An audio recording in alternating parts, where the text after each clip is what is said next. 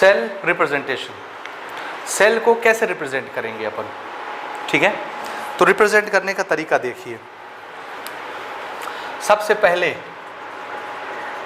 Anode लिखा जाएगा, ठीक है।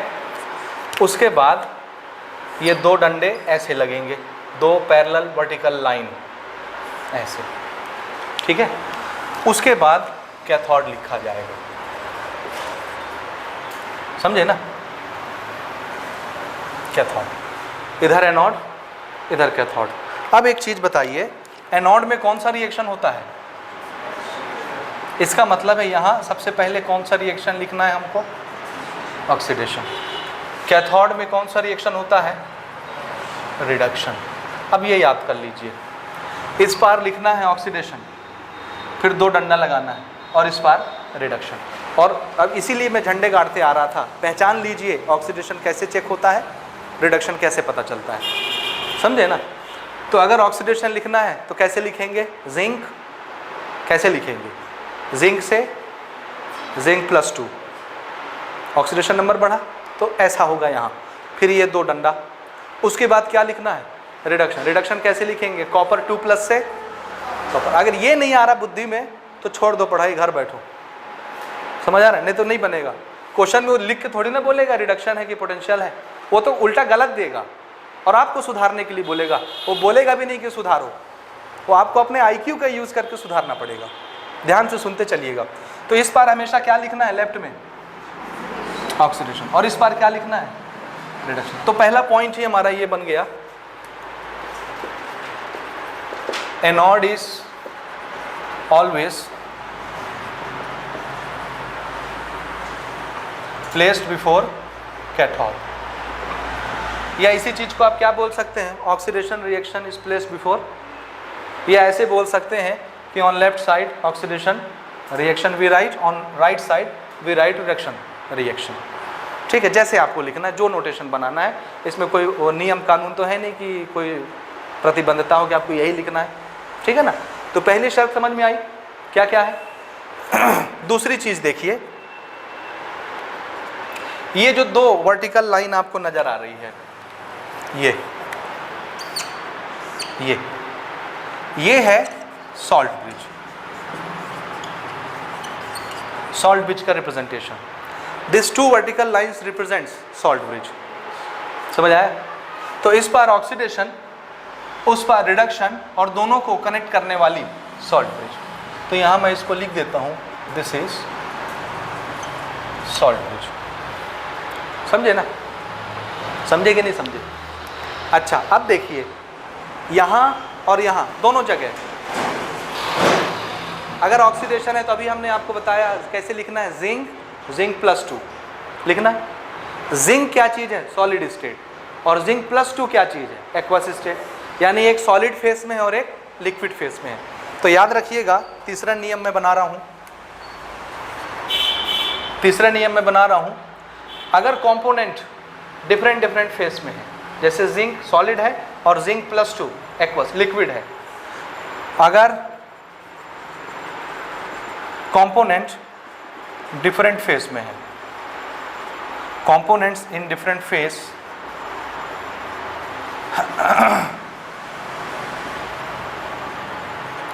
आर सेपरेटेड बाय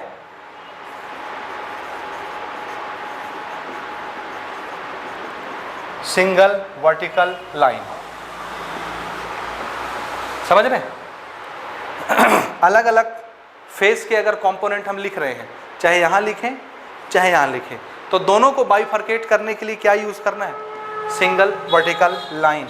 जैसे जिंक और जिंक +2, ये क्या है? सॉलिड स्टेट, और ये क्या है? Liquid state. दोनों का फेस अलग अलग है, एक सॉलिड फेस में एक लिक्विड फेस में। तो दोनों को बाइफरकेट करने के लिए ये वाली लाइन आप खींचेंगे, सिंगल वर्टिकल लाइन। ये एक लाइन से बाइफरकेट करेंगे। देखिए पहले आपने किया है, इलेक्ट्रोड पोटेंशियल जब आप लिख रहे थे लिखा है ना, रिडक्शन पोटेंशियल और ऑक्सीडेशन पोटेंशियल में जिंक +2 के बीच में एक डंडा वर्टिकल लाइन। तो जब भी दो अलग अलग फेस में होंगे तो बाइफरकेट किससे होंगे? सिंगल वर्टिकल लाइन से। समझ आया? आया कि नहीं आया? ठीक। चौथी चीज,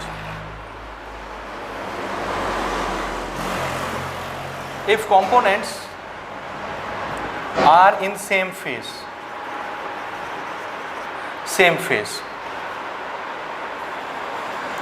are separated by कॉमा। अपने हिसाब से बना लीजिएगा, कैसे बनाते हैं, ये ऐसे लग रहा है, कॉमा जैसे लग रहा है ना, कॉमा जैसे, कॉमा लिख लेना। अगर सेम फेस में है दो कंपोनेंट तो उनको बाइफरकेट करने के लिए क्या लगाना है, फिर एक वर्टिकल लाइन नहीं खींचनी, फिर क्या करना है, दोनों के बीच में कॉमा लगाना है। जैसे Fe2+, या मैं +2 लिखता हूँ तो ऐसे लिखूँगा अपने स्टाइल से, और दूसरा है Fe+3, ये भी एक्वस, ये भी एक्वस। आयन तो एक्वस में ही देगा ना भाई, ये वैसे भी देता है, बाहर भी देता है, ऐसा कोई बात नहीं है। लेकिन अभी दोनों होंगे तो सॉलिड सॉलिड होंगे, या होंगे तो लिक्विड लिक्विड होंगे, समझे ना। तो इनको बाइफरकेट करने के लिए क्या करेंगे आप, कॉमा लगा देंगे, ऐसे वर्टिकल लाइन नहीं खींचेंगे। समझ आया। इसके बाद रिप्रेजेंटेशन में आपको दिखाता हूँ लिख के कैसे लिखना है। जैसे जिंक का ही अपन केस ले लेते हैं एग्जाम्पल, ये नियम हो गए सब ना। अब देखिए कैसे लिख रहे हैं, यहाँ पर हमने लिया जिंक, पहले किसको लिखना है, ऑक्सीडेशन, हमेशा याद रखिए किसको लिखना है, ऑक्सीडेशन। तो जिंक से Zinc+2 है ना। उसके बाद क्या करना है, सॉल्ट ब्रिज लगाना है ये, और दिस इज Copper+2 से कॉपर। तो देखिए सॉलिड से एक्वस बाइफरकेट करने के लिए क्या लगा, सिंगल वर्टिकल लाइन। एक्वस और सॉलिड को बाइफरकेट करने के लिए क्या लगा, सिंगल वर्टिकल लाइन। और रिडक्शन और ऑक्सीडेशन, इनको बाइफरकेट करने के लिए क्या लगा, सॉल्ट ब्रिज। समझे ना कि नहीं समझे। अच्छा, मान लो कभी कभी एक आध क्वेश्चन में हमको ऐसे मिलता है कि इधर वो Cu2+ और कॉपर लिखने के बजाय लिखेंगे Cu+, हाँ Cu से Cu2+, कॉपर मेटल से कॉपर+ लिखेंगे। हाँ यही चीज़ मैं बताना चाह रहा था। कभी वो क्वेश्चन में इस पार इधर कौन सा होना चाहिए, रिडक्शन, इधर वो लिखेंगे। देखिए रिप्रेजेंटेशन ऐसा दिया रहेगा, जिंक से Zinc2+ और कॉपर से Copper2+, ये या इधर का चेंज कर देंगे, Zinc2+ से जिंक और Copper2+ से कॉपर। समझ रहे। तो ये देख के बच्चे बहुत कंफ्यूज हो जाते हैं, हड़बड़ा जाते हैं और बोलते हैं क्वेश्चन गलत दिया है, इधर तो ये होना चाहिए, उधर तो ये होना चाहिए। समझ रहे हैं। तो आपको कुछ नहीं करना है, इसको निगलेक्ट कर देना है और अपने दिमाग का इस्तेमाल करना है और अपने मर्जी से इसको क्या करना है, Cu2+ से Cu। क्यों, क्योंकि इधर क्या होना चाहिए, रिडक्शन। और रिडक्शन जब आप पहचानोगे कैसे लिखते हैं तब तो सुधारोगे, तब तो पहचान पाओगे कि गलती है। समझ रहे हैं ना। तो अपने मर्जी से इसको हम चेंज कर देंगे और ये बुरा भी नहीं मानेगा, आपको कुछ बोलेगा भी नहीं। समझे ना, क्योंकि हमारा नियम ये कहता है कि इधर क्या होना चाहिए, रिडक्शन, तो उसको रिडक्शन में चेंज कर लीजिए, तुरंत बदल लीजिए, कोई ऐतराज नहीं। समझ आएगी मेरी बात। दूसरा तरीका, अभी तो मैंने सॉलिड एक्वस ये सब लिख के दिखाया ना, है ना। फिर ये ऐसे लिखेंगे, Zinc+2 Copper+2 से कॉपर, ठीक है। दिस इज सॉलिड स्टेट और यहाँ ये लिखेंगे 0.1 molar, this is 0.01 molar and this is solid state.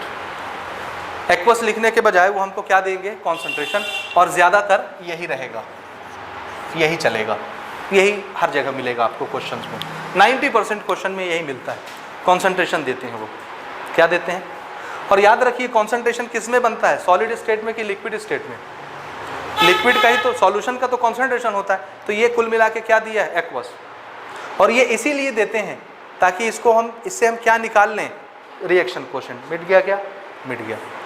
समझ रहे हैं ना, रिएक्शन कोशेंट के लिए या कॉन्सेंट्रेशन बताने के लिए इतना मोल है वो उतना मोल है। समझ आया। तो ये रिप्रेजेंटेशन इस तरह से बनाया जाएगा। आपको कोई डाउट है इसमें, लिख लेंगे अपन रिप्रेजेंटेशन, इसको नोट करें।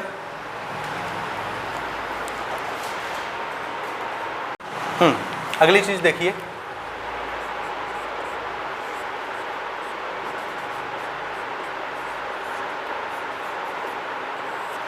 ईएमएफ ऑफ सेल, और इसी को आप बोलते हैं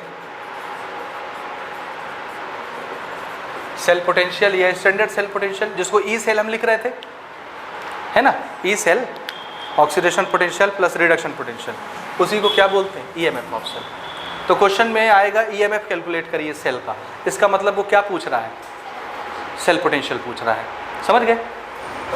हाँ, इसको हम डिफाइन कर लेते हैं, what is EMF of cell. It is electromotive force. Physics में मैं इसका डिटेल लेक्चर लूँगा, अभी टाइम नहीं है इसलिए मैं इस पर ज़्यादा गुफ्तगू नहीं कर रहा है यहाँ। फिजिक्स में जब बैटरी का टॉपिक आएगा तो मैं डिटेल से इसका लेक्चर लूँगा, ठीक है। It is electromotive force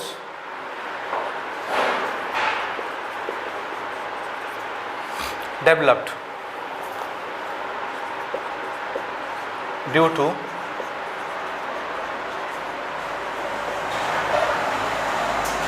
potential difference between anode and cathode या oxidation half cell and reduction half cell, ठीक है। और ये मान के चलिए कि किसी भी सेल में इलेक्ट्रिसिटी फ्लो कराने का कारण ही यही होता है कि दोनों हाफ सेल में क्या होना चाहिए, पोटेंशियल डिफरेंस। जब दोनों सेल में दोनों तरफ हाफ, ये तो हाफ सेल है ना, एनोड मतलब ऑक्सीडेशन हाफ सेल, कैथोड मतलब रिडक्शन हाफ सेल, तो दोनों हाफ सेल में जब पोटेंशियल डिफरेंस होगा तभी करंट एक तरफ से दूसरी तरफ फ्लो होगी। ऐसा कभी नहीं हो सकता कि आपने इधर जिंक का सॉल्यूशन और जिंक का रॉड रखा, इधर भी आपने जिंक का सॉल्यूशन और जिंक का रॉड रखा, तो दोनों तो एक तरह के सॉल्यूशन हो गए और दोनों रॉड भी एक तरह के हो गए, तो दोनों का पोटेंशियल भी कैसा होगा, सेम। तो दोनों का पोटेंशियल सेम हो गया तो चार्ज कहीं से कहीं नहीं जाएगा, तो करंट भी फ्लो नहीं होगी। तो करंट फ्लो कराने का असली कारण क्या है, दोनों कंपार्टमेंट में क्या होना चाहिए, पोटेंशियल डिफरेंस। इसीलिए एक तरफ मैं जिंक लेता हूँ और एक तरफ कॉपर लेता हूँ, ताकि क्या क्रिएट हो जाए, पोटेंशियल डिफरेंस, और करंट फ्लो होने लग जाए। समझ आया कि नहीं आया? ये असली कारण है इलेक्ट्रिसिटी फ्लो होने का। There must be potential difference between the two compartment, तभी चार्ज दौड़ेगा। और ये तो आप फिजिक्स में अच्छे से समझ चुके हैं कि करंट क्यों फ्लो होती है, चार्ज क्यों फ्लो होता है, ठीक है। अच्छा, अभी थोड़ी देर पहले मैं आपको बता रहा था सेल पोटेंशियल के बारे में, ई सेल, जिसको ईएमएफ ऑफ सेल भी बोलेंगे, सेल पोटेंशियल भी बोलेंगे, नॉट मार देंगे तो स्टैंडर्ड सेल पोटेंशियल भी बोलेंगे। ये कैलकुलेट करने का मैं एक फॉर्मूला यूज़ करूँगा, oxidation potential and reduction potential, एक ही फॉर्मूला मैं यूज़ करूँगा, ठीक है। और ये अब आप भी समझिए इसको, कैसे इसको लॉजिकली हमको समझना है, ठीक है। देखिए, ये ऑक्सीडेशन पोटेंशियल कहाँ पर होता है, ऑक्सीडेशन पोटेंशियल कहाँ पर होता है, एनोड पर, और रिडक्शन पोटेंशियल कहाँ पर होता है,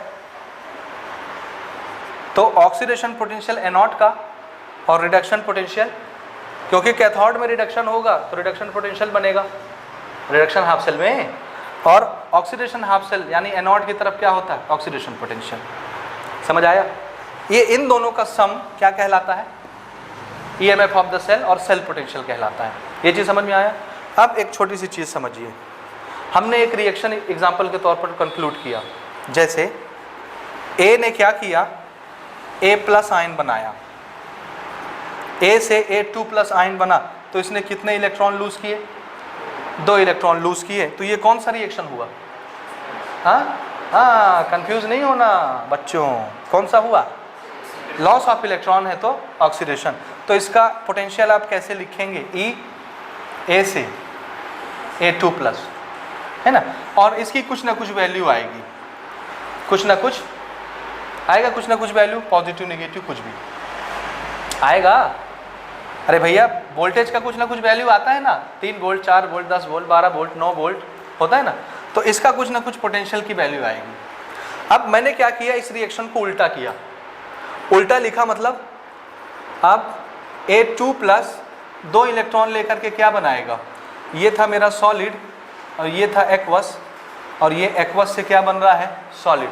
तो ये रिएक्शन कौन सी हो गई, रिडक्शन। और इसका पोटेंशियल लिखेंगे तो कैसे लिखेंगे, A2+ से A, है ना, लिखेंगे रिडक्शन पोटेंशियल, और हमने क्या किया है, रिएक्शन उल्टा किया है।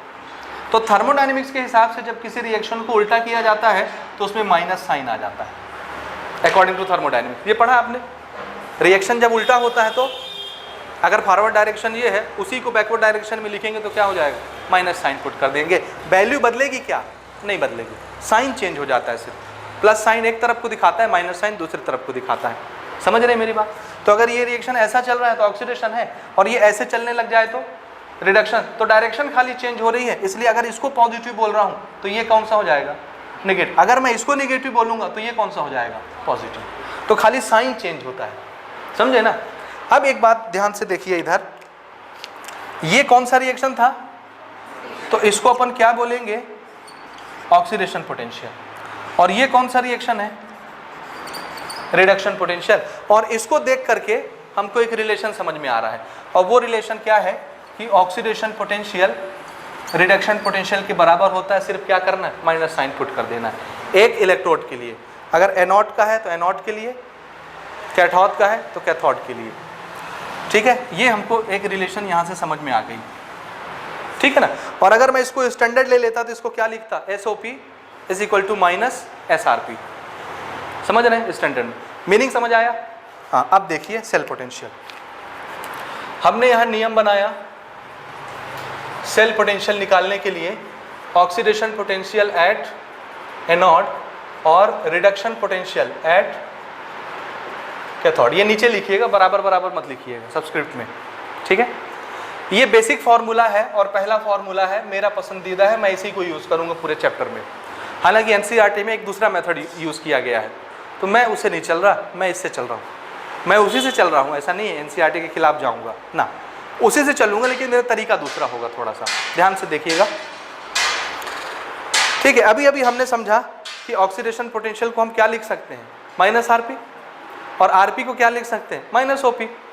तो मैं क्या करता हूँ, अगर ये E सेल हम तभी निकाल पाएंगे जब हमको एनोड का क्या दिया हो, ऑक्सीडेशन पोटेंशियल, और कैथोड का क्या दिया हो, रिडक्शन पोटेंशियल। मान लीजिए मुझे दोनों का RP दिया हुआ है, एनोड का भी रिडक्शन पोटेंशियल दिया है और कैथोड का भी रिडक्शन पोटेंशियल दिया है, जो कि देगा क्वेश्चन और जो कि NCERT में है। आगे चल के एक सीरीज़ हम पढ़ेंगे, इलेक्ट्रोकेमिकल सीरीज़, उसमें सबका रिडक्शन पोटेंशियल हम नोट करेंगे। तो हमको मालूम क्या रहता है, रिडक्शन पोटेंशियल। तो अगर एनोड यानी ऑक्सीडेशन हाफ सेल और कैथोड रिडक्शन हाफ सेल, दोनों का क्या पता है, रिडक्शन हाफ सेल, तो फिर E सेल कैसे निकलेगा, सेल पोटेंशियल। तो आंसर हम इसको चेंज कर लेते हैं। एनोड वाले का भी हमको क्या दिया रहेगा, रिडक्शन पोटेंशियल। तो OP को RP में कैसे चेंज करेंगे, कैसे चेंज करेंगे, इसको क्या लिख लें अपन, माइनस RP, OP माइनस, लेकिन किसके लिए, एनोड के लिए। और ये किसका है। अब आप ये बिल्कुल नहीं बोलेंगे कि ये प्लस RP है, ये माइनस RP है, कैंसिल हो जाएगा, जीरो ना। ये RP किसका है, कैथोड वाले कंपार्टमेंट का, और ये RP किसका बनाया हमने। तो दोनों का अलग अलग रिडक्शन पोटेंशियल होगा ना। रिडक्शन पोटेंशियल मतलब कोई ज़्यादा रिएक्टिव होगा, कोई कम रिएक्टिव होगा। तो जाहिर सी बात है, एक का नंबर अलग होगा, एक का नंबर अलग होगा। कभी दो के एक नंबर सेम नहीं हो सकते। समझ में आया कि नहीं आया। तो ये दूसरा फॉर्मूला आ गया मेरे पास। इसी तरह मान लीजिए मुझे दोनों का ऑक्सीडेशन पोटेंशियल दिया है, क्या दिया है, दोनों का ऑक्सीडेशन पोटेंशियल क्वेश्चन बता रहा है, रिडक्शन नहीं है। तो फिर हम क्या करें, इसको तो मैं एज इट इज रहने दूं, इसको तो मैं एज इट इज रहने दूं एनोड के लिए, और कैथोड वाले रिडक्शन पोटेंशियल को क्या करूं, माइनस OP। ठीक है ना। ये मेरा तीसरा इक्वेशन तैयार हो गया। 3 फार्मूले बन गए हमारे लिए। अब हम जो चाहें वो फार्मूले यूज़ करके सेल पोटेंशियल निकाल सकते हैं। इसी चीज़ को स्टैंडर्ड के लिए अगर हम लिखना चाहें तो क्या लिखेंगे, E0 सेल। तो फिर ये क्या बन जाएगा, SOP anode plus SRP cathode, है ना। इसी को हमने चेंज किया, ये बन गया SRP anode plus SRP cathode. समझ में आ रहा है। और इसको चेंज ना करके दिस इज SOP एनोड, इसको हमने चेंज कर लिया, so it is minus SOP cathode. ठीक, समझ आया। दोनों एक ही चीज़ है। स्टैंडर्ड में SOP लगा लेंगे, SRP लगा लेंगे, और नॉर्मल कंडीशन दिया है तो OPRP से काम चल जाएगा हमारा, मतलब वही है। ये समझ में आया कब कब कैसे यूज़ करना है? तो आपको कंफ्यूज होने की ज़रूरत नहीं है, ये याद करने की ज़रूरत नहीं है। सिर्फ क्या याद रखिए, ई सेल क्या होता है, OP + RP, एनोड का और कैथोड का। ये एक फॉर्मूला याद रखना है, हमारा काम चल जाएगा। हो गया यहाँ तक ये? ठीक है, नोट करें। एक लास्ट चीज़ और लेते हैं, फिर किस्सा ख़त्म करते हैं। एक एग्जाम्पल हम कोट कर रहे हैं।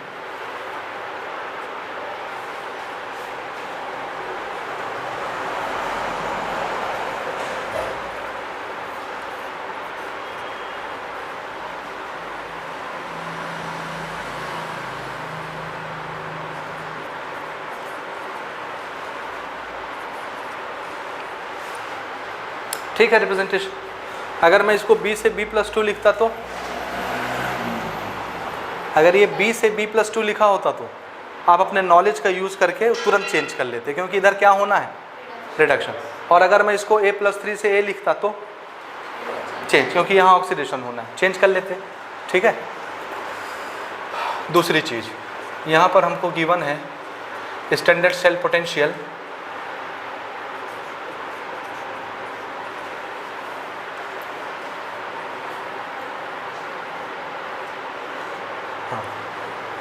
ऑक्सीडेशन के लिए ना, इसको मैं ऐसे लिख देता हूँ, स्टैंडर्ड ऑक्सीडेशन पोटेंशियल क्या है, ये SOP है ना, oxidation standard oxidation potential, this is 0.6 volt. और यहाँ पर दूसरी चीज़ हमको अवेलेबल है 0.4 वोल्ट। ये क्या चीज़ है, SRP SOP क्या चीज़ है, SOP है। ठीक है, यही चीज़ बच्चा देख के कंफ्यूज हो जाता है।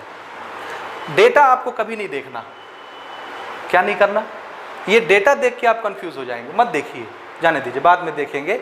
ये इसके साथ कोई संबंध नहीं है कि आप यहाँ देख रहे हैं रिडक्शन लिखा हुआ है, यहाँ देख रहे हैं ऑक्सीडेशन का पोटेंशियल दिया हुआ है, मतलब या तो प्रिंटिंग मिस्टेक है ना, या क्वेश्चन देने वाले ने जानबूझ के गलत दे दिया है, ऐसा कुछ नहीं है। तो याद रखिएगा, इस चीज़ का इसके साथ कोई संबंध नहीं है, समझ रहे हैं? ये चीज़ बाद में एनालिसिस के लिए हमारे काम आएगी, तो इसको इसके साथ कनेक्ट मत करिए। ये भी ठीक दिया हुआ है, ये भी ठीक दिया हुआ है, देने दीजिए, ठीक है ना।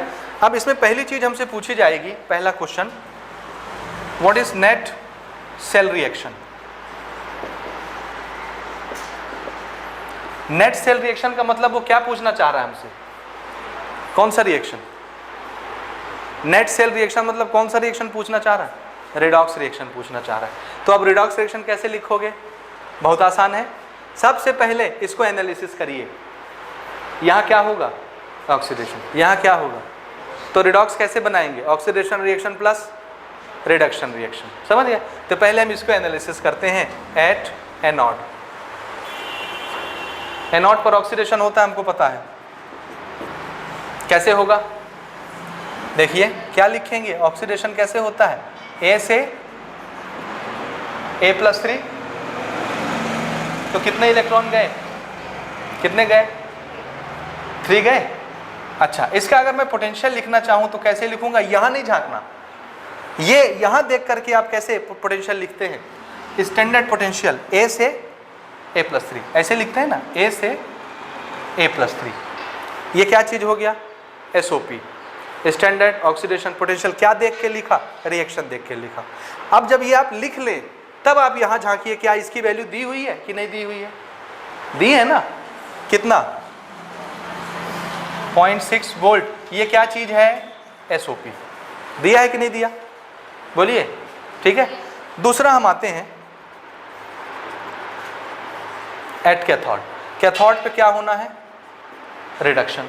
रिडक्शन के लिए यहाँ से एनालिसिस करिए, ये अगर उल्टा दिया है तो आप सीधा कर लीजिए, कोई हर्ज नहीं, और सीधा दिया है तो कोई बात नहीं। रिडक्शन कैसे होता है, B+2 कितने इलेक्ट्रॉन लेगा, 2 इलेक्ट्रॉन, और क्या बना लेगा, B। This is solid aqueous, this is aqueous, this is solid, समझ आया? फिजिकल स्टेट लिखिए आप, हो गया ये, है ना। अब हम इसका पोटेंशियल लिखते हैं, स्टैंडर्ड दिया है इसलिए स्टैंडर्ड में लिखना है। कैसे लिखेंगे? B प्लस से क्या बन रहा है? B, तो मैं लिखूंगा B+2 से B। समझ आ रहा है ना? ये किसको देख के लिखना है? रिएक्शन। यहां नहीं झांकना कि क्या दिया है क्या नहीं, तो कंफ्यूज हो गए। अब जब ये आप लिख लें तब देखिए कि इसकी वैल्यू दी हुई है क्वेश्चन में कि नहीं दी है। दिया है कि नहीं दिया? बोलिए बोलिए, सो मत भाई, ये बहुत इंपॉर्टेंट चीज चल रही है। इसका वैल्यू दिया है कि नहीं दिया क्वेश्चन में? ये क्या चीज है? SRP। देखो ना, +2 से 0 तो रिडक्शन हो रहा है ना, और स्टैंडर्ड है इसलिए SRP। SRP की वैल्यू दी है कि नहीं क्वेश्चन में? नहीं दी। क्या दिया हुआ है?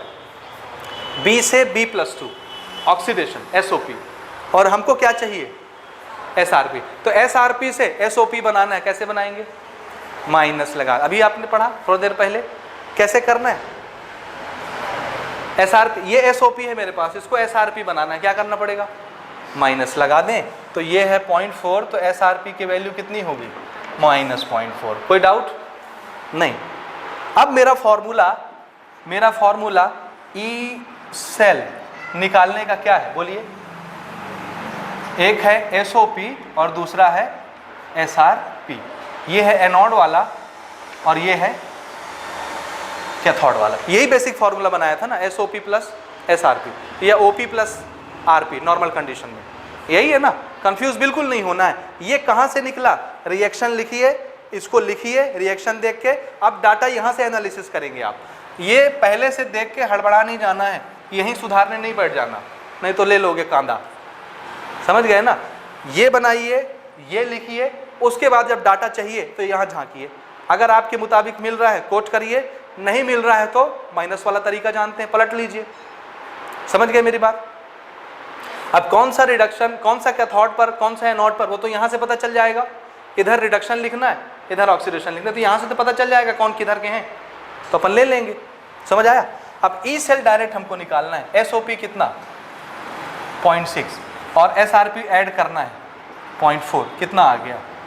0.2 volt. This is the cell potential, standard cell potential. समझ आया? अब हम लेते हैं नेट रिएक्शन। तो नेट रिएक्शन निकालने का तरीका क्या है? नेट रिएक्शन मतलब रिडॉक्स रिएक्शन, यानी दोनों को हम ऐड करेंगे। ये है मेरा इक्वेशन नंबर 1 और ये है मेरा इक्वेशन नंबर 2, है ना। दोनों रिएक्शन ऐड करेंगे तो क्या बन जाएगा? रिडॉक्स रिएक्शन बन जाएगा। ऐड कर दें क्या? हो जाएगा ऐड। ये रिएक्शन देखिए और ये रिएक्शन देखिए, ऐड हो जाएगा क्या? ऐड होने के लिए शर्त क्या है? Number of electron must be cancel out, cancel होना चाहिए। लेकिन जब आप इसको ऐड करेंगे तो एक इलेक्ट्रॉन बच जाएगा। इधर 3 इलेक्ट्रॉन, इधर 2 इलेक्ट्रॉन है, एक बच जाएगा। इसलिए सबसे पहले क्या करना है? बैलेंस। और बैलेंस कैसे करेंगे? अब आप जानते हैं पूरे रिएक्शन को किससे मल्टीप्लाई कर दें? 2 से। तो इस पूरे रिएक्शन नंबर 1 को मैंने 2 से मल्टीप्लाई किया और पूरे रिएक्शन नंबर 2 को 3 से मल्टीप्लाई किया। समझ रहे हैं ना? यहाँ लिख देता हूँ, इसको 2 से मल्टीप्लाई किया, इसको 3 से मल्टीप्लाई किया पूरे को, है ना। तो नंबर ऑफ इलेक्ट्रॉन कितने हो गए? 6। यहाँ भी कितने हो गए? 6। तो 6 कैंसिल हो जाएंगे ऐड करते समय। अब हम लिख लेते हैं, ये कितना? 2A solid plus 3B+2 aqueous, number of electron cancel, और ये है 2A+3 aqueous plus 3B solid. देख लें, देख लें, देख लें, समझ आया कि नहीं आया? बोलिए, आया समझ कैसे बना रहा हूं? So this is overall cell reaction. तो सेल रिएक्शन लिखने के लिए पक्का आपको रिडक्शन और ऑक्सीडेशन लिखना है, नंबर ऑफ इलेक्ट्रॉन बैलेंस करने हैं। बैलेंस कैसे करना है समझ गए? उसके बाद ऐड करके लिख देना है। ये ओवरऑल रिएक्शन हो गया रिडॉक्स, जो कि सेल में होता है। और ये ओवरऑल सेल पोटेंशियल निकल आया बिना फॉर्मूला रटे। समझे? एक फॉर्मूला दिमाग में रखना है कि OP प्लस RP सेल होता है, सेल का पोटेंशियल होता है। समझ गए कि नहीं समझे? हालांकि आपके बुक में रहेगा कैथोड का रिडक्शन पोटेंशियल माइनस एनोड का रिडक्शन पोटेंशियल। समझ रहे हैं? आरपी आरपी क्यों? क्योंकि उन्होंने इलेक्ट्रोकेमिकल सीरीज दी है, उसमें रिडक्शन पोटेंशियल बताया है सबका, तो दोनों का हमको आरपी आरपी पता होगा। तो आरपी आरपी के लिए क्या करेंगे, देखिए कैथोड का आरपी माइनस एनोड का आरपी, देख लीजिए माइनस आपने लिखा होगा minus RP anode plus RP cathode, तो RP cathode positive, RP anode negative, तो RP minus RP, cathode minus anode. आ गया समझ में? तो ये फॉर्मूला वो कोट करेंगे एनसीईआरटी में, करने दो, हमारा वसूल सीधा सीधा रहेगा, हमको जो आता है मुझसे बना रहे हैं। समझ गए मेरी बात कि नहीं समझे? सो this is overall reaction. What is the number of electron cancel out? 6। ये क्या चीज है?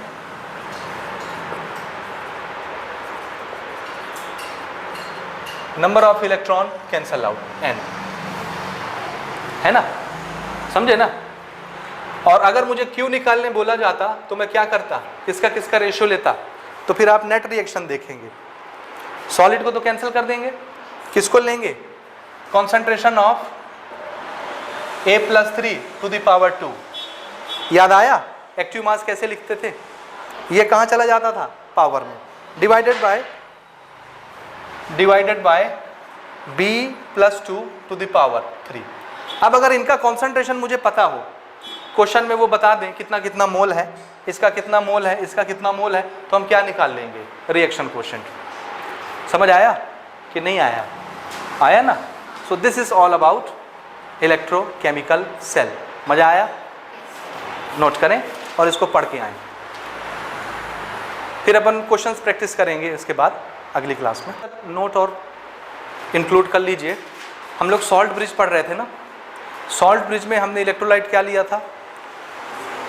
KCl लिया था। तो उसमें क्या क्या क्राइटेरिया होना चाहिए? इसमें एक छोटा सा पॉइंट, एक नुक्ता और है, वो भी समझ लीजिए। मान लीजिए, देखिए छोटा सा नोट मान लीजिएगा, वहीं पर अगर जगह है आपके पास तो, ये तो कहीं भी लिख लीजिए नोट। अगर मैंने दोनों कंपार्टमेंट, दोनों हाफ सेल, ठीक है, उसमें अगर इत्तेफाक से ये आयन पाए जाते हैं, कौन से? देखिए ना, if 2 of any compartment contains Ag plus ion, Hg2 plus ion और Pb+2 आयन, दोनों हाफ सेल में अगर ये इलेक्ट्रोलाइटिक सॉल्यूशन आपने भरा, सॉल्यूशन भरते हैं ना हाफ सेल में, तो अगर आपने सिल्वर का सॉल्यूशन, मरकरी का सॉल्यूशन या लेड का सॉल्यूशन लिया है, तो फिर जो सॉल्ट ब्रिज हम यूज़ करेंगे उसमें KCl को अवॉइड कर देंगे, KCl नहीं लेना। Then KCl in salt bridge must be avoided। क्यों? क्योंकि KCl में क्या है? K+ और Cl-, ठीक है, सॉल्ट ब्रिज में। इधर भले हमने कॉटन प्लग लगाया है, Cl इस सॉल्यूशन में आएगा या इस सॉल्यूशन में आएगा, कहीं ना कहीं तो जाएगा ना। तो अगर Cl इनके सॉल्यूशन में चला गया तो Ag के साथ मिलकर के वो AgCl बना लेगा, जो कि प्रेसिपिटेट बन जाएगा। मरकरी के साथ मिलकर के प्रेसिपिटेट बना लेगा, क्लोराइड आयन। लेड के साथ मिलकर के प्रेसिपिटेट बना लेगा। तो प्रेसिपिटेट बनेगा तो सेल थोड़ी देर में काम करना बंद कर देगा। इसलिए अगर आपने एक्वस सॉल्यूशन इनका लिया है, समझ रहे हैं, जैसे सिल्वर का कोई आपने सॉल्यूशन बनाया है, लेड का कोई सॉल्यूशन लिया है बैटरी में, या आपने मरकरी का कोई सॉल्यूशन लिया, तो फिर सॉल्ट ब्रिज के अंदर KCl नहीं भरना, क्योंकि उसमें क्लोराइड आयन होगा और क्लोराइड इनके साथ मिलकर क्या बनाता है? प्रेसिपिटेट बनाता है। S it will make precipitate, it will make precipitate। Chloride ion क्या करता है? इनके साथ मिलके क्या बनाता है? Precipitate, like AgCl, Hg2Cl2, PbCl2, ये प्रेसिपिटेट बन जाते हैं, ठीक है, इसलिए ये सब क्या है, पीपीटी, प्रेसिपिटेट, इसलिए हमको KCl अवॉइड कर देना है उस समय। ठीक है, तो एक छोटा सा नोट है जो आप वहाँ चिपका लें सॉल्ट ब्रिज के साथ। ठीक है, ओके।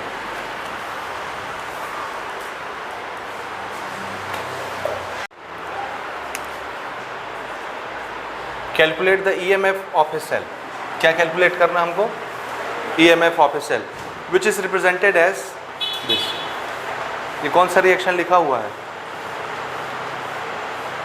पहचानिए कौन सा रिएक्शन है, ये कौन सा रिएक्शन है, रिडॉक्स। कौन सा है, हाँ, एक सेल का रिएक्शन हमेशा कौन सा होगा, रिडॉक्स। समझ गए ना, this is redox reaction, that is reaction represented for cell. ठीक है ना। Now standard reduction potentials are, SRP हमको दिया हुआ है, ये क्या गिवन है, दिस इज SRP, SRP यानी स्टैंडर्ड रिडक्शन पोटेंशियल। किसके लिए, सिल्वर के लिए और निकल के लिए, दोनों के SRPs हमको दिए हुए हैं। ठीक है, और हमसे पूछा जा रहा है which one is cathode and which one is anode. कौन सा मेटल कैथोड बनेगा और कौन सा मेटल एनोड बनेगा, इसका फैसला कैसे करेंगे। तो दो तरीके हैं फैसला करने के लिए। एक तो आप याद करेंगे कि कौन सा मेटल ज़्यादा रिएक्टिव है ना। जो ज़्यादा रिएक्टिव होगा वो कहाँ पर होगा, एनोड में। क्यों, क्योंकि एनोड में कौन सा रिएक्शन होता है, ऑक्सीडेशन, और ऑक्सीडेशन में से इलेक्ट्रॉन हमेशा बाहर निकलते हैं। तो यहाँ वही होगा जो इलेक्ट्रॉन देने की टेंडेंसी ज़्यादा रखेगा, समझ रहे हैं, तो वो एनोड का बनेगा। तो जो ज़्यादा रिएक्टिव मेटल होगा वो एनोड बनेगा, यानी ऑक्सीडेशन दिखाएगा। एक तो ये चीज़ आप दिमाग लगा के सोच सकते हैं। दूसरा, अगले लेक्चर में अपन पढ़ेंगे इलेक्ट्रोकेमिकल सीरीज़। इलेक्ट्रोकेमिकल सीरीज़ में हर एक का हम रिडक्शन पोटेंशियल नोट करेंगे। कौन सा पोटेंशियल, हमारी NCERT बुक में भी रिडक्शन पोटेंशियल गिवन है। ऑक्सीडेशन तो आप समझ रहे हैं, उसको माइनस करके बना लेंगे। आपने पिछले क्लास में देखा ना, सेल के केस में किसी का हमको ऑक्सीडेशन पोटेंशियल मालूम है, RP लिखना है, कैसे लिखेंगे, we put a minus sign. और किसी का RP पता है, OP लिखना है, क्या करेंगे, माइनस साइन पुट कर देंगे। वैल्यू वही रहती है, साइन बदल जाती है, लेकिन शर्त यह है कि उसी इलेक्ट्रोड के लिए आप लिख रहे हो।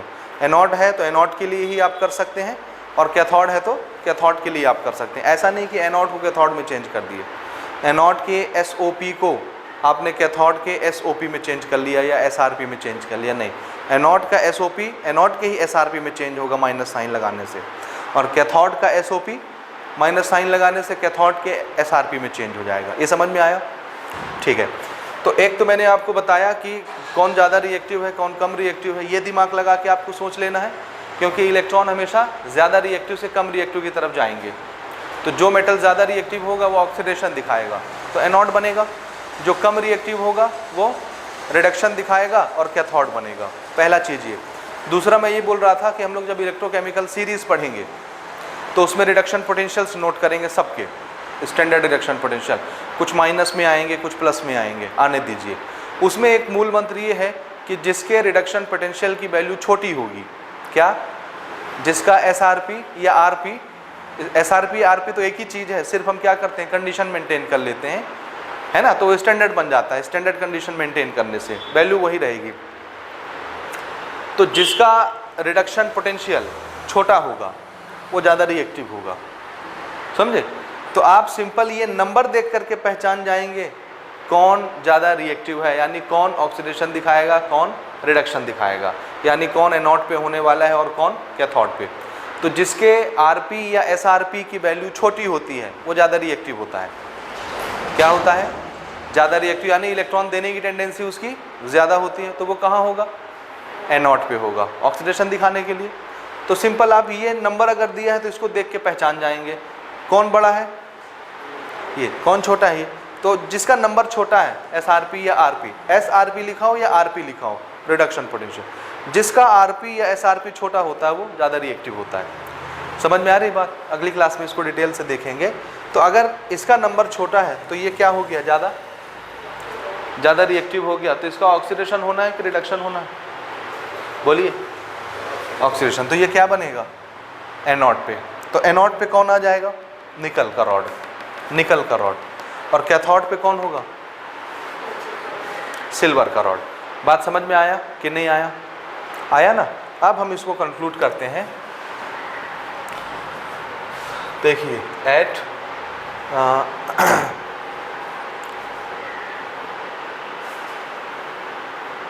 एनोड, एनोड पे कौन सा रिएक्शन होना है? ऑक्सीडेशन। और हमको पता है रिडक्शन पोटेंशियल की वैल्यू देख करके कि ये छोटा है तो ये ज़्यादा रिएक्टिव है, तो ऑक्सीडेशन दिखाएगा, यानी एनोड पर होगा। तो इसका क्या हो रहा है? ऑक्सीडेशन की, ऑक्सीडेशन होना है कि रिडक्शन होना है? हाँ, अब ये डेटा देख के कंफ्यूज नहीं होना है, समझे ना, कि यहाँ पर तो इसने इलेक्ट्रॉन ऐड किया है, मतलब क्या हो रहा है? रिडक्शन। तो ये तो एसआरपी की वैल्यू दी हुई है ना, देने दीजिए, क्या फ़र्क पड़ता है। डेटा देख के आपको कंफ्यूज नहीं होना, आपको दिमाग लगाना है। जिसका एसआरपी का वैल्यू छोटा है उसका कहाँ पर होगा? वो एनोड पे होगा, उसका ऑक्सीडेशन होता होगा। वैल्यू भले देने दीजिए ना। एसआरपी से एसओपी बनाना आप जानते हैं, क्या करना है? माइनस साइन पुट कर देंगे। तो एनोड पे कौन है? ज़्यादा रिएक्टिव, यानी कम ई की वैल्यू वाला, ठीक है ना। तो बोलिए क्या होगा इसका? निकल आएगा ना, निकल। निकल, निकल से क्या बनना है? ऑक्सीडेशन होना है। तो कैसे लिखेंगे? ऑक्सीडेशन में क्या होता है? इलेक्ट्रॉन लूज करता है। तो ये 2 इलेक्ट्रॉन लूज करके क्या बनेगा? ये बना। स्टेट मेंशन कर देते हैं, this is solid, this is aqueous, this is निकल, दिस इज निकल, निकल। समझ आया कि नहीं आया? आया? हाँ। अगर ये ऑक्सीडेशन है तो इसका पोटेंशियल क्या कहलाएगा? क्या कहलाएगा? Oxidation potential, standard oxidation potential. तो उसको अपन कैसे लिखेंगे? ई, क्या लिखूं? निकल से निकल +2, यही लिखेंगे ना। ऑक्सीडेशन ऐसे ही लिखते हैं आप, ऑक्सीडेशन पोटेंशियल निकल से निकल प्लस, और स्टैंडर्ड में दिया है इसलिए इसको क्या लगा दूं मैं? नॉट। यानी ये हो गया मेरा SOP। अब देखिए डेटा, क्वेश्चन में दिया है क्या SOP? हमको क्या गिवन है? SRP। इसका SRP गिवन है, हमको क्या लिखना है वहाँ? SOP। क्या करें? माइनस है, तो कितना हो जाएगा वो? Plus 0.25 volt. समझ आ रहा है कैसे बना रहे हैं? हम अपने सिद्धांत पर कायम हैं, ठीक है। दूसरी चीज लेते हैं एट कैथोड, और कैथोड पर क्या होता है? रिडक्शन। किसका रिडक्शन होगा? जिसके एसआरपी की वैल्यू ज़्यादा होगी उसका रिडक्शन होता है हमेशा, जिसका कम होता है उसका ऑक्सीडेशन। ये चीज़ समझ रहे हैं आप? यही याद रखना है आपको। ये अगर आपको मेटल से याद है तो मेटल से पहचान लीजिएगा, ठीक है ना। किसका होना है? सिल्वर का रिडक्शन। और रिडक्शन मतलब होता है एडिशन ऑफ इलेक्ट्रॉन। तो ये एक इलेक्ट्रॉन ले करके क्या बनाएगा? सिल्वर। तो ये है एक्वस और ये है सॉलिड। ये हुआ रिडक्शन। तो हम इसका पोटेंशियल नोट कर लेते हैं। इसका पोटेंशियल कैसे लिखेंगे आप? This is standard potential of reduction. Reduction कैसे लिखेंगे? सिल्वर प्लस किस में चेंज हो गया? सिल्वर में। और इस चीज को हम क्या बोल रहे हैं? SRP, standard reduction potential. अब देखिए क्या ये दिया हुआ है? कितना? एज इट इज ले लें, SRP है, दिस इज 0.80 वोल्ट, है ना। अब यहाँ से आप सेल रिएक्शन भी लिख सकते हैं टोटल, और टोटल पोटेंशियल भी निकाल सकते हैं, है ना। तो पहले अगर मैं टोटल पोटेंशियल निकालूं तो E0 cell, standard cell potential कितना होगा? कैसे निकालते हैं? SOP प्लस SRP, यही तरीका था। SOP plus SRP। SOP कितना है? 0.25, और SRP कितना है? याद रखिएगा, SOP किसका होता है? एनोड का। और SRP किसका होता है? कैथोड का। ये बना चुके हैं पहले हम। तो एनोड का SOP 0.25, कैथोड के SRP 0.80, दोनों ऐड करके बोलें कितना आएगा? कितना आ रहा है? दिस इज 5, 8 2 10 का 0, हाथ में आए 1, 1.05 वोल्ट आएगा। स्टैंडर्ड सेल पोटेंशियल आ गया 1.05 वोल्ट। आप किसी से भी बनाइए, आपके एनसीईआरटी में फॉर्मूला क्या यूज करता है? Reduction potential of cathode minus reduction potential of anode. नहीं समझे? समझे कि नहीं समझे? SRP cathode minus SRP anode, वो देखें अपना फॉर्मूला पलट के, वही चीज़ है। एसआरपी कैथोड दूसरे नंबर का फॉर्मूला ना, दूसरे नंबर का SRP cathode minus SRP anode, ये जगह जगह यूज़ करेंगे एनसीईआरटी में। आप चाहें तो यूज़ करिए, इसको याद कर लीजिए, आप चाहें तो बेसिक चीज़ याद रखिए जिससे आपको निकालना है। तो देखिए कैथोड कौन था? ये था कैथोड। एनोड पे कौन था? यही था ना एनोड पे। हाँ, तो SRP cathode minus SRP anode, SRP cathode minus SRP anode, तो माइनस और माइनस क्या हो जाएगा? प्लस। तो कुल मिला के वही ना आया, SRP cathode minus SRP anode करने से वही आएगा। ठीक है, आप ये याद रखिए डायरेक्ट फॉर्मूला। ठीक है, तो यहाँ डेटा देख के आप कंफ्यूज नहीं होंगे। आपको क्या याद रखना है? सेल का रिप्रेजेंटेशन, कि हमेशा जो ज़्यादा रिएक्टिव मेटल होगा उसका ऑक्सीडेशन होगा एनोड पर, तो उसको ऑक्सीडेशन जैसे लिखिए, सेल पोटेंशियल भी वैसे ही लिख लीजिए। फिर जो कैथोड पर होगा उसका रिडक्शन होगा, उसको रिडक्शन जैसे लिखिए, उसका सेल पोटेंशियल भी वहीं से लिखिए। अब डेटा देखिए दिया है कि नहीं दिया। दिया है तो छाप दीजिए, और नहीं दिया है तो चेंज करके छाप दीजिए। चेंज करना आप जानते हैं, माइनस साइन लगा के, उसके बाद ऐड करके निकाल लीजिए अपना। समझ रहे हैं ये तरीका? ठीक है, आप ओवरऑल सेल रिएक्शन कैसे लिखेंगे? दोनों को ऐड करके एडिशन हो जाएगा क्या? 2 इलेक्ट्रॉन 1 इलेक्ट्रॉन नहीं होगा ना, तो हम इसको बैलेंस करेंगे। बैलेंस याद रखिएगा सिर्फ रिएक्शन होता है, उसके सेल पोटेंशियल में 2 का मल्टीप्लाई 3 का मल्टीप्लाई नहीं करेंगे। क्यों? क्योंकि सेल पोटेंशियल्स जो हैं, चाहे एसआरपी हो चाहे एसओपी हो, ये इंटेंसिव प्रॉपर्टी होती हैं। कौन सी प्रॉपर्टी? इंटेंसिव। तो आप उसमें मल्टीप्लाई करिए नहीं करिए, उसकी वैल्यू में कोई फर्क नहीं पड़ेगा, इसलिए हम करते ही नहीं हैं। कर भी देंगे तो भी कोई फर्क नहीं पड़ेगा। मेरी बात समझ आ रही है आपको कि नहीं आ रही? तो स्टैंडर्ड पोटेंशियल को बैलेंस नहीं करते, ना 2 से मल्टीप्लाई करेंगे, ना 1 से, ना 3 से, ना 4 से, जो यहाँ रिक्वायरमेंट रहेगा नहीं करेंगे। इनको मल्टीप्लाई नहीं करके एडजस्ट करना है, नहीं करना है कुछ। एडजस्ट सिर्फ किसको करना है? रिएक्शन को। इसको क्यों नहीं करते एडजस्ट? क्योंकि ये इंटेंसिव प्रॉपर्टी है। याद रहेगा आपको? ठीक है, तो ये 2 इलेक्ट्रॉन है, तो इसको भी क्या करें? पूरे रिएक्शन को 2 से मल्टीप्लाई कर दें, इलेक्ट्रॉन बराबर हो जाएंगे, कैंसिल हो जाएंगे। तो ये आएगा हमारा nickel plus 2 Ag plus, electron cancel हो गए, निकल 2 प्लस और plus 2 Ag। This is our redox reaction. समझे? और इसका सेल रिप्रेजेंटेशन कैसे बनाएंगे? इधर लिख देते हैं।